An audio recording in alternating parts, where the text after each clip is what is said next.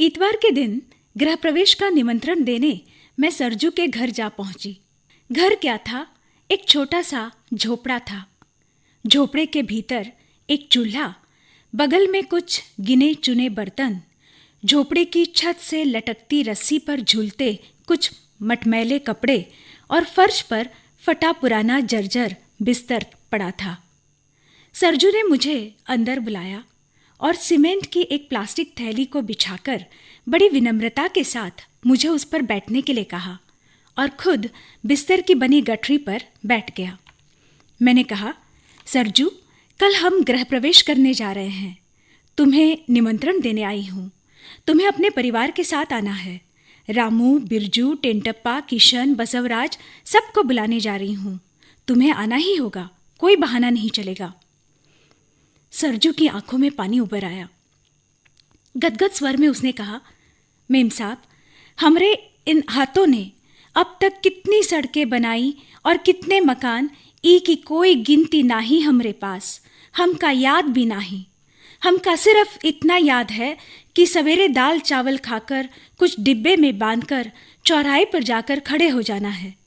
कभी कोई ठेकेदार तो कभी आप जैसा कोई इंसान काम करने के लिए बुलाने आवे तो साथ हो लेना, जाकर कमर कस के मेहनत करना और जो मजूरी मिले उसे खाने का जुगाड़ करना।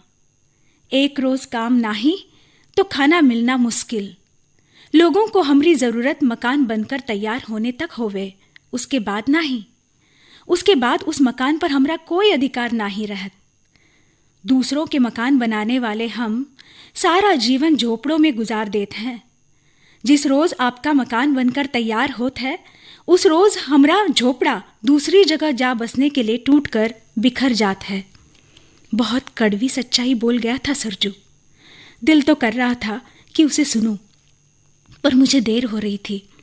मैंने उसे टोकते हुए कहा, सरजू, सभी दिन एक समान नहीं होते। अच्छे दिन तुम्हारा साथ छोड़ चुके हैं तो बुरे दिन भी कितने दिन साथ रहने वाले हैं। होगा, एक दिन तुम्हारा भी अपना मकान होगा। तुम भी गृह प्रवेश करोगे, तब मुझे निमंत्रण देना मत भूलना। दिल छोटा मत करो सरजू। देखो, तुम्हारे पास तो झोपड़ा है। कई लोग यहाँ सड़कों पर जिंदगी गुजार दिया करते हैं। उन्हें न कहीं कोई ढंग का काम मिलता है, न ढंग का खाना। इस दुनिया में कोई अनेक हवेलियों का मालिक होता है तो कोई एक मकान का, कोई झोपड़े का मालिक तो कोई शून्य का। ऐसा क्यों है यह तो नहीं पता। कितना अच्छा होता अगर सबके पास रोटी, कपड़ा और मकान होता। पर भाई, हकीकत को नज़रअंदाज कैसे किया जा सकता है? हाँ, उससे उभरने का प्रयास जरूर कर सकते हैं। सरजू ने नाराजगी प्रकट करते हुए कहा, कैसे प्रयास मेम साहब? जितने मोल में हम रोज बिक जाते हैं, उससे पेट का गड्ढा भी ढंग से भर नहीं पाता। धरती का गड्ढा भरने के लिए ईंट पत्थरों का जुगाड़ हम गरीब कहाँ से कर पावेंगे? मैंने उसका ध्यान बटाने के लिए उसके परिवार के बारे में पूछा। सरजू, घर में कोई नजर नहीं आ रहा।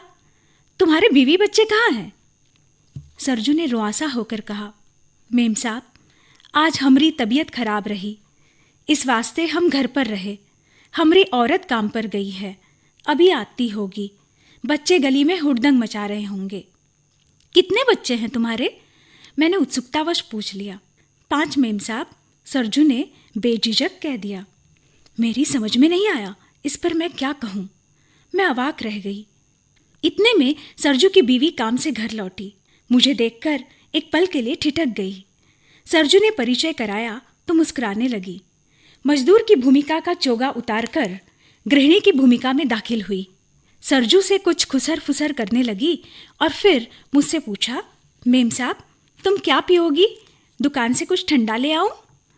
नहीं शारदा, मुझे कुछ नहीं चाहिए। चाय पीकर ही घर से निकली थी। अच्छा, बच्चे पाठशाला जाते हैं कि नहीं? मैंने पूछा। सरजू ने कहा, कहाँ मेम साहब, हम जैसों के झोपड़ों में खाने के लाले पड़े रहते हैं। पाठशाला में हम बच्चों को कैसे भेज सकते हैं? थोड़े बड़े हो जावेंगे तो चलेंगे हमरे साथ काम पर। सरजू की आंखों से आंसू टपकने लगे। शारदा उसे संभालने की कोशिश करती रही। थोड़ा संभल पाया तो कहने लगा, मेम साहब, हमरे बापू के हम 9 बच्चे। हमरे बापू और माई भी यही काम किया करते। जैसे तैसे हमारा पालन पोषण किया करते। तब इतनी महंगाई कहाँ थी। हम पाठशाला में जाने के लायक हो जाते तो हमका पाठशाला में भर्ती कर देते थे। वहाँ सब मुफ्त की पढ़ाई हुआ करती थी। हमारा मन लिखा पढ़ी में नहीं लगता था। दूजा, पाठशाला में हमरे साथी हमसे बुरा बर्ताव करते थे। कहते, तुमसे बदबू आती है, तुम गंदे कपड़े पहनकर आते हो। इस तरह बच्चे हमका बहुत परेशान किए रहते। ई कारण हम भाई बहन का मनवा पाठशाला से उखड़ जाता था और हम पाठशाला छोड़ देते थे। माई और बापू ने बहुत समझाया कि थोड़ा सहन कर लो, पढ़ लिख जाओ, कहीं अच्छी नौकरी मिल जावेगी तो सब ठीक हो जावेगा। पर ये सब हमारी समझ में कहाँ आता था। हम छोड़ दिए पाठशाला। तब माई बापू की बात मान ली होती तो आज हम कहीं छोटी मोटी नौकरी कर रहे होते और हमारे बच्चे पाठशाला में पढ़ रहे होते। हम बहुत गलत किए मेम साहब, और उसकी सज़ा हमारे बच्चों को भुगतनी पड़े है। हमारे माई बापू मजदूर थे, हम और हमारी पत्नी वही काम करत हैं, और अब हमारे बच्चे भी यही काम करेंगे। और क्या कर सके हैं। मैंने सरजू को समझाते हुए कहा, देखो सरजू, आजकल सरकार ने शिक्षा के स्तर पर कई योजनाएं लागू की हैं। शिक्षा लगभग मुफ्त में हासिल की जा सकती है। फीस तो माफ़ होती ही है, ऊपर से यूनिफॉर्म, रेनकोट, बटुआ, पुस्तकें सब मुफ्त में मिल जाया करती हैं। तुम्हारे आसपास की पाठशाला में जाकर पता करो। देखो, पढ़ाई लिखाई भी उतनी ही ज़रूरी है।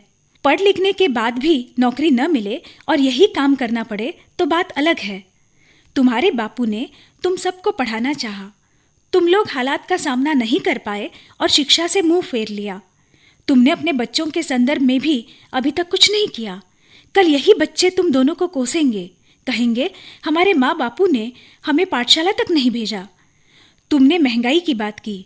महंगाई के ज़माने में तुम लोग 7 बच्चों को इस संसार में ले आए। उन्हें इस संसार में लाकर क्या दिया? तुम्हें भी क्या हासिल हुआ? कुछ नहीं। पर अब यह सब सोचने से क्या लाभ। अब मौजूदा हालात में बच्चों को जितना पढ़ा सकते हो पढ़ा लो, आगे उनकी किस्मत। शारदा की आंखों में एक चमक सी उभर आई। कहने लगी, आप सही कहते हैं मेम साहब, हम कल ही जाकर पाठशाला में पता करावेंगे।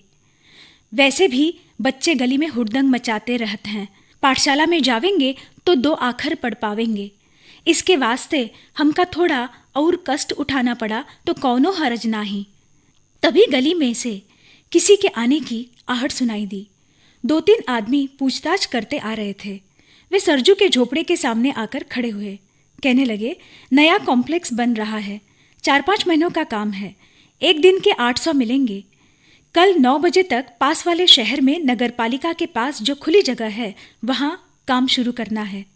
वहाँ रोज़ आना जाना संभव नहीं हो पाएगा, वहीं रहकर काम कर लेना। आने जाने के पैसे भी बचे रहेंगे और समय भी बच जाएगा। कल सुबह 6 बजे गाड़ी आ जाएगी तुम लोगों को लेने। गली के सामने वाली सड़क के किनारे अपना सारा सामान लेकर पहुंच जाना। बोलो, मंजूर है? सरजू और शारदा एक दूसरे की ओर देखने लगे और मैं उन दोनों की ओर। एक तरफ खुशी की लहर दौड़ रही थी कि अब रोज़ नया काम ढूंढना नहीं होगा, 4-5 महीनों के लिए इस चिंता को विराम। पर दूसरी ओर अभी अभी पनपी एक नई उमंग दम तोड़ती नजर आ रही थी। असमंजस की स्थिति में दोनों मेरी तरफ देखने लगे। दोनों के चेहरे पर एक ही सवाल, अब क्या करें? मेरी समझ में नहीं आ रहा था कि मैं क्या कहूँ। मैंने स्थिति को संभालते हुए कहा, देखो सरजू, 4-5 महीनों का काम है, आमदनी की चिंता मिट जाएगी। रही बात बच्चों को पाठशाला में दाखिल करने की, वह तो तुम शहर में भी कर सकते हो। और 5 महीनों के बाद हमरे झोपड़े की तरह बच्चों की पढ़ाई भी बिखर जावेगी मेम साहब। फिर एक नया शहर, नया काम और नया झोपड़ा, पर बच्चों की पाठशाला। सरजू ने निराशा भरे स्वर में कहा। मैं कुछ कह पाती इससे पहले उन तीनों आदमियों में जो मुखिया था कहने लगा, जल्दी बताओ मंजूर है कि नहीं, वरना हम आगे जाते हैं। बहुत आदमी मिलते हैं, पर तुम काम अच्छा करते हो इसलिए इतनी देर तुम्हारे लिए रुके रहे। बोलो, चलोगे? सरजू ने कहा, हाँ साहब, चलूँगा। साहब, हमारी औरत को भी काम मिल जाता तो? हाँ हाँ, मिल जाएगा। अच्छा, हम चलते हैं, कल पहुँच जाना। मुखिया ने कहा और वे चल दिए। जी साहब, सरजू ने पीछे से कहा, इसका मतलब है तुम लोग हमारे यहाँ गृह प्रवेश में नहीं आ पाओगे। तुम लोग आते तो बहुत अच्छा लगता। आखिर तुम सबकी मेहनत से मकान खड़ा हो पाया है। पैसों से मकान बनते होते तो कोई रातों रात सैकड़ों मकान बना लेता। इसलिए सोचा कि गृह प्रवेश की खुशी में तुम सबको शामिल करूं। पर कोई बात नहीं, तुम्हें नया काम मिला है, तुम्हारा वहाँ जाना ज़रूरी है। जाओ सरजू, पर जब कभी गांव लौट आओ तो अपने परिवार को लेकर हमारे घर ज़रूर आना। मेम साहब, लोग हमसे काम करवाते हैं तो पैसा भी देते हैं। पैसा दे के हमका मानो खरीद लेते हैं। मकान बनने के बाद हमका कौनो नहीं पूछत हैं। न हमारी मेहनत किसी को याद रहत है, न हमारी शक्ल। पर आपने हमरे काम को समझा, मेहनत को समझा, हमका अपनों की तरह माना, इज्जत दिया। हमका ऊ का कहत हैं, घर प्रवेश में बुलाया। ये बात हम जिंदगी भर नहीं भूलेंगे। और मेम साहब, हम हमरे बच्चों को जरूर पढ़ाएंगे। ये सब कैसे होगा हमका नहीं पता, पर हम कोशिश ज़रूर करेंगे। सरजू ने आंखों से टपकते हुए आंसुओं को पोंछते हुए कहा। तभी सरजू के बच्चे उछलते कूदते झोपड़े के पास आए। बच्चे मटमैले कपड़े पहने हुए थे, उनके शरीर मिट्टी से सने थे। मैंने कहा, बच्चों, कल आप लोग शहर जाओगे। बापू को बड़ा काम मिला है, वहाँ बड़ी सी पाठशाला है। तुम सब वहाँ पढ़ने जाना और पढ़ लिख कर बड़े बाबू बनकर एक दिन गाँव आ जाना। बच्चे अपने माता पिता के पास जाकर शहर जाने के बारे में पूछने लगे। जब इस बात की तसल्ली हुई कि वे वाकई शहर जा रहे हैं तो वे बड़े खुश हुए। बड़ा लड़का कहने लगा, बापू, मैं भी तुम्हारे संग काम पर चलूँगा। फिर हमारे पास बहुत पैसा होगा। हम सिनेमा देखेंगे, मीठा पान खावेंगे, साइकिल पर घूमेंगे। सरजू को पता नहीं क्या हो गया। उसने बेटे के मुंह पर एक झापड़ जमाया। बच्चा रोता हुआ बाहर चला गया। दिन ढलने लगा था। आसपास की चीज़ें कुछ स्पष्ट कुछ अस्पष्ट दिखने लगी थीं। सरजू, शारदा और उनके बच्चों के भविष्य की तरह।